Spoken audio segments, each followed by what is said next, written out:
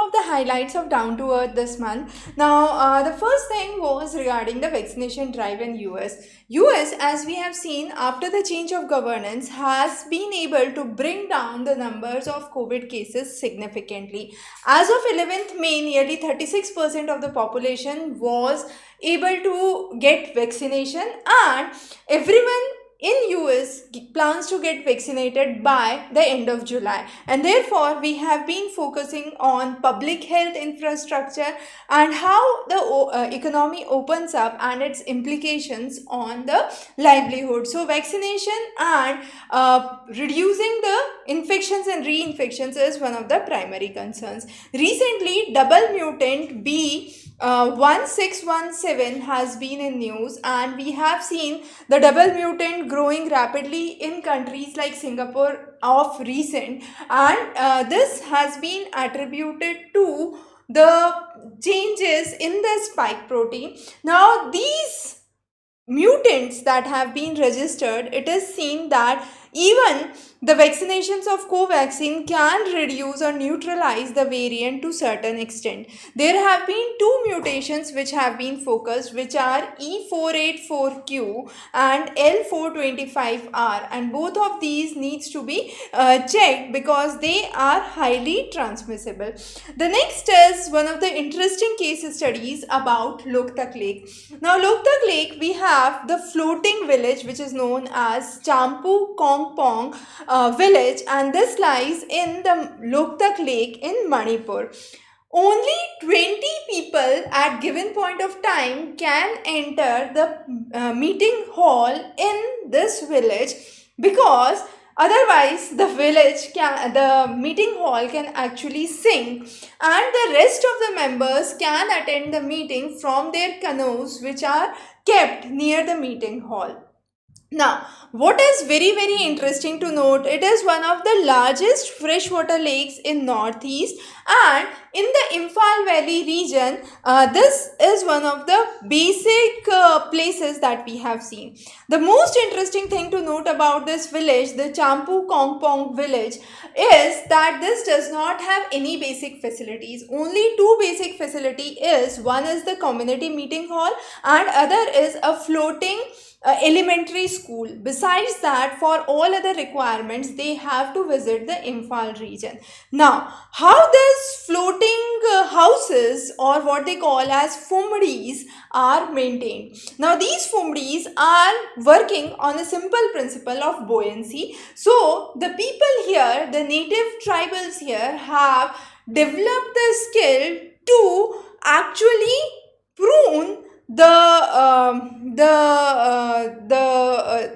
thatched material by which the fumdis is made, and even the dead thatches have to be removed. So what is important is that all the houses needs to be well buoyant in order to float, and with 165 households, around 10,000 people which share this region, it is interesting to note that most of the students or children from here went to Imphal for education.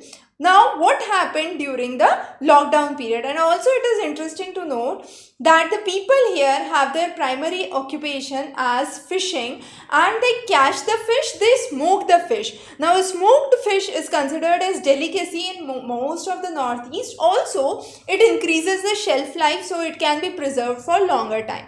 Now, what happened was, with the lockdown, students came back to their native place, and these fishes which they used to harvest was not getting sold in the market. So this was creating more pressure on the floating houses and creating trouble for existence.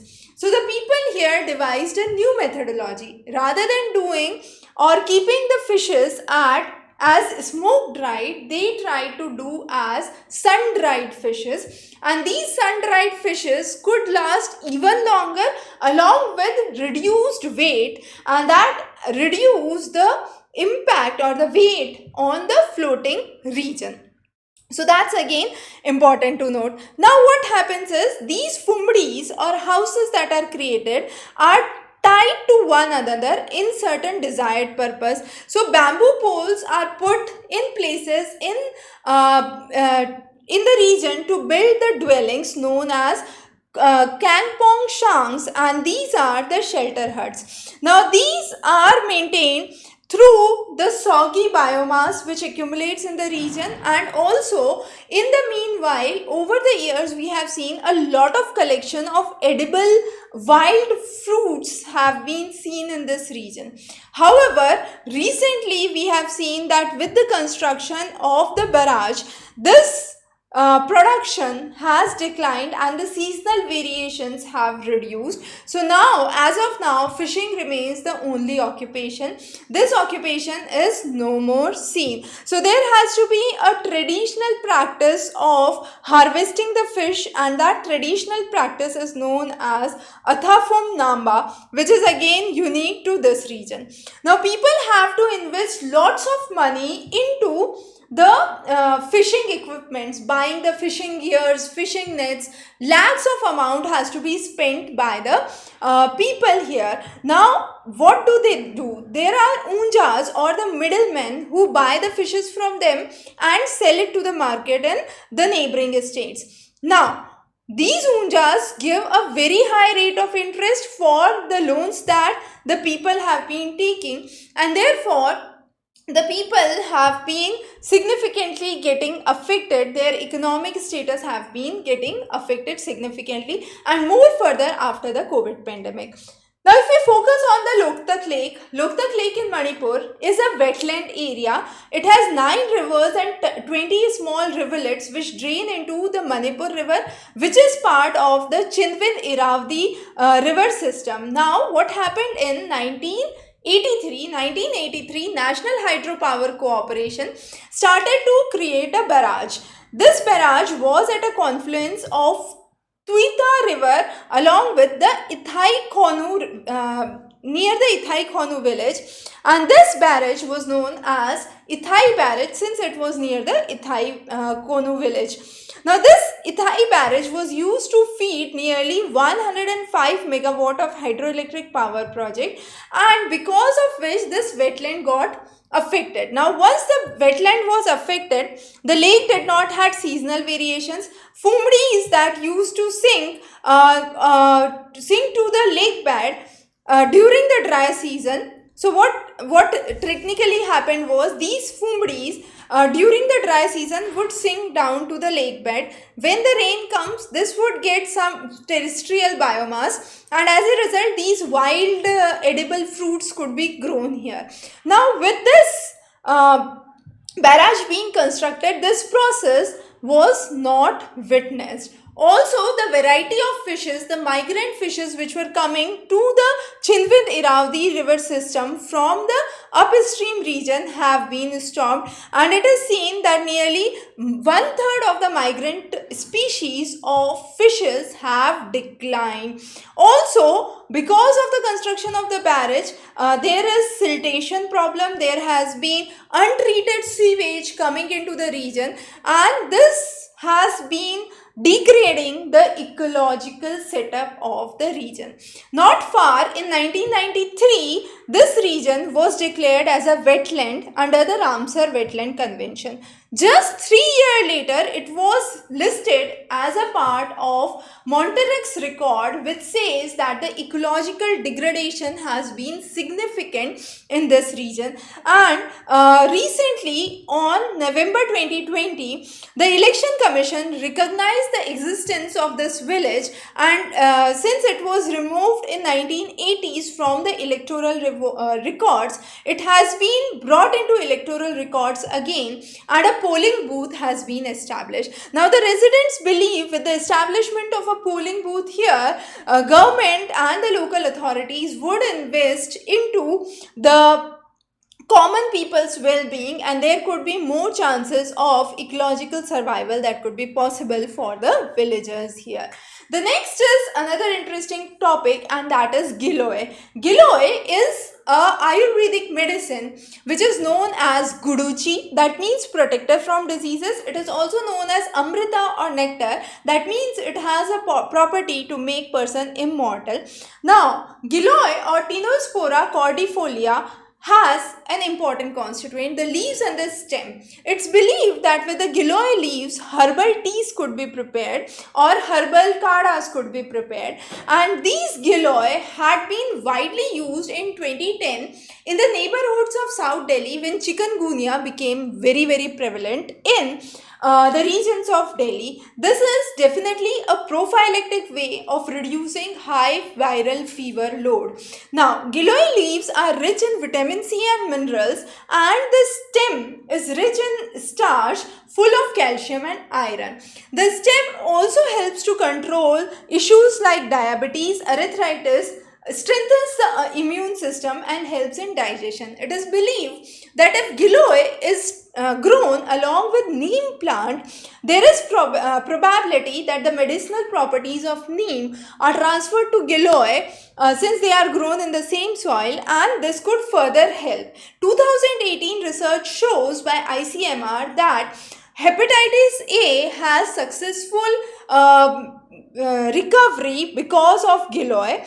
Also, it has been recorded that 60% of the HIV patients who have been given giloy did not suffer from autoimmune diseases. And this was one of the reports that has been published in the Journal of Pharmacology. So, those are some of the important developments about giloy. Now, one of the communities in Maharashtra, the Katkari community, has been growing giloy, and it has been seen that it is one of the 75 particularly vulnerable tribal groups which came together to form a Adivasi Ekatmik Samajik Sanstha, and with that they have been growing giloy in the forest area. With this self-help group, nearly 18 lakh rupees have been earned by selling giloy powder and giloy stems.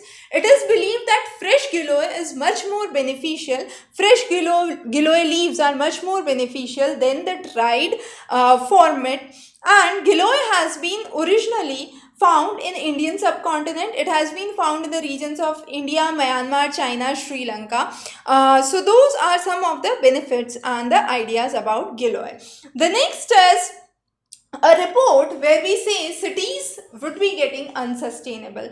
Now, there are two things that we focus on cities. One is the mobility within the city and the affordability. Now, what has happened? The idea is we are growing bigger cities with more people coming in. We drive cities by the people, not by the markets. So, let's say Delhi, with more than 30 million people coming into the region of Delhi, the cities become unsustainable.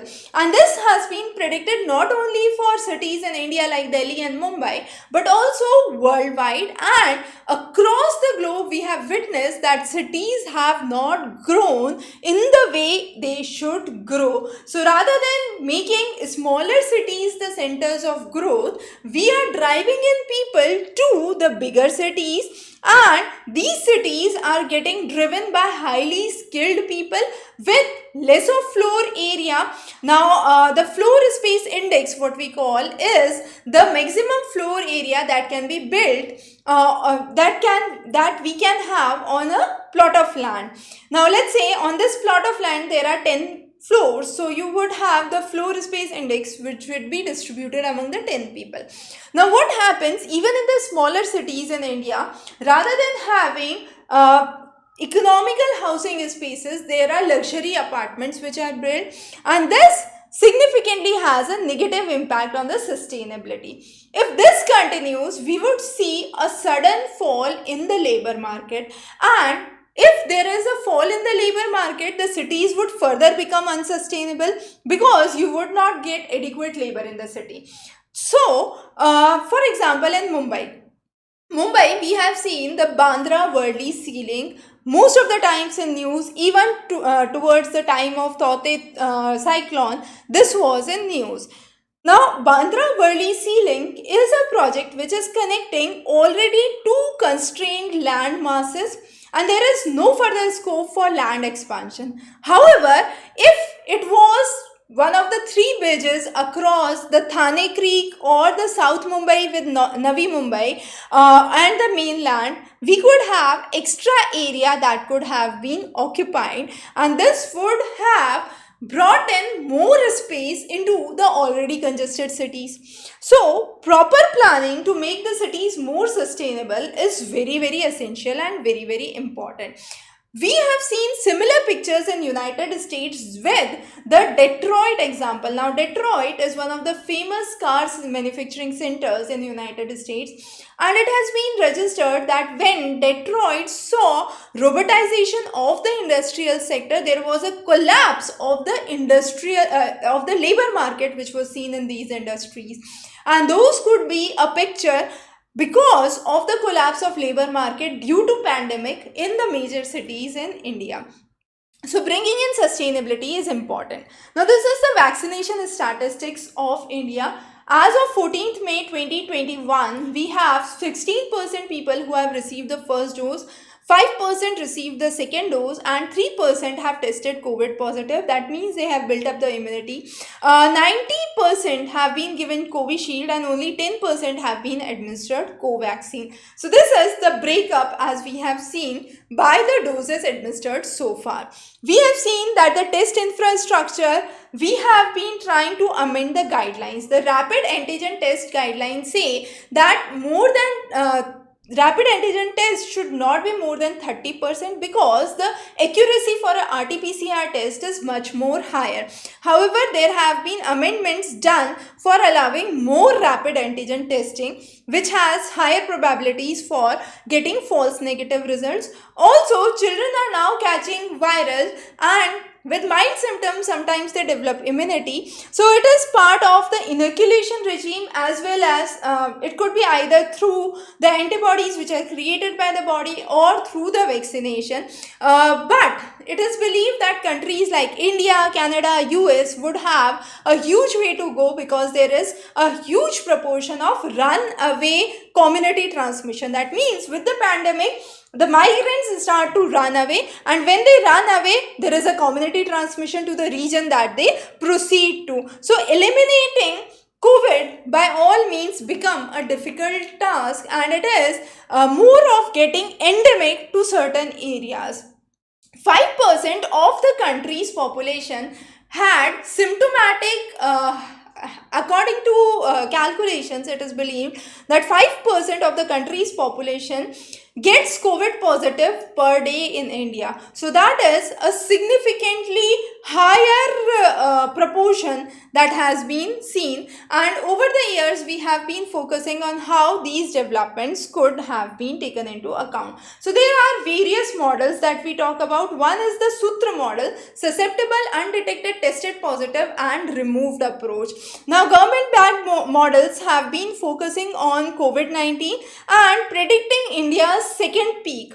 So each of these models, there are three models that we would cover in the next section, which have been predicting India's peak, the number of infections, the projections that have been done, and even we have seen that recently in January we exported nearly 734 times more oxygen, and this was a significantly high figure. Nearly 193 million doses of vaccination have been exported, and we are saying, experts have been saying that in India, it's not the UK strain, Brazil strain, South African variant which have been growing, but it's our own double mutant strain which was already present in our country. So the three of these models, the Sutra, IHME model and IASC models are there.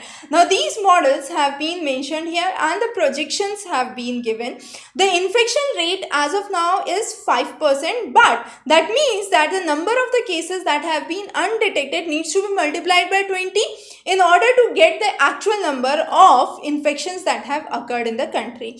India is the only country across the globe to register more than 4 lakh daily cases on a daily basis. So definitely, along with the models, preventive and precautionary measures needs to be taken into account. Some of the other miscellaneous developments that we have seen includes the role of WHO for setting a global data hub this year in Germany, Berlin, and this would be providing a data center for pandemic and epidemic intelligence, which would help the public health monitoring systems.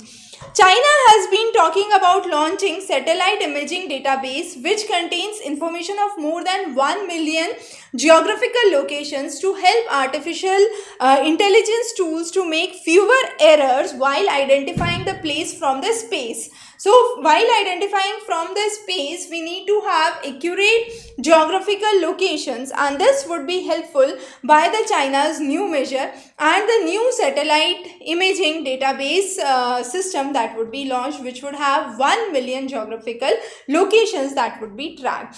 The next is South Africa. South Africa, interesting step has been taken to end the multi-million-dollar breeding industry. So far, lions were bred in captivity in South Africa, and this was mainly for the tourism purpose. So you might have seen photographs where you are having lunch with lion. So all those kinds of captivity efforts have now been with no longer being issued the permit for the same, considering the conservation efforts for these animals. So that was the South Africa's stand. Recently, as of April 2021, we have seen that just in a period of 1 month, nearly 7.3 million people, both salaried and non-salaried, have lost their jobs in India. So definitely a rising unemployment which has been witnessed. The next is climate change policy in United States. After the change in the governance from the Trump governance to the new governance of Biden, we have seen that the policies have changed. The country now pledges again to reduce the greenhouse gases emissions to 50 to 52% below the 2005 levels by the year 2030 and achieve a net zero level target by 2050. Also, UK and European Union have been working along with Canada and Japan. So 5 of the leading nations in reducing of climate emissions, or we could say greenhouse gas emissions into the atmosphere, have been important. We have seen Japan pledge for reducing 46% of the emissions by 2030 below the level of 2013, and this was much higher than the earlier goal of 26%. Similarly, we have seen the markers for other nations also. Also, we have witnessed that the fossil fuel consumption was tenfold in United States as compared to India. So definitely a huge amount of exhaust being released into the atmosphere.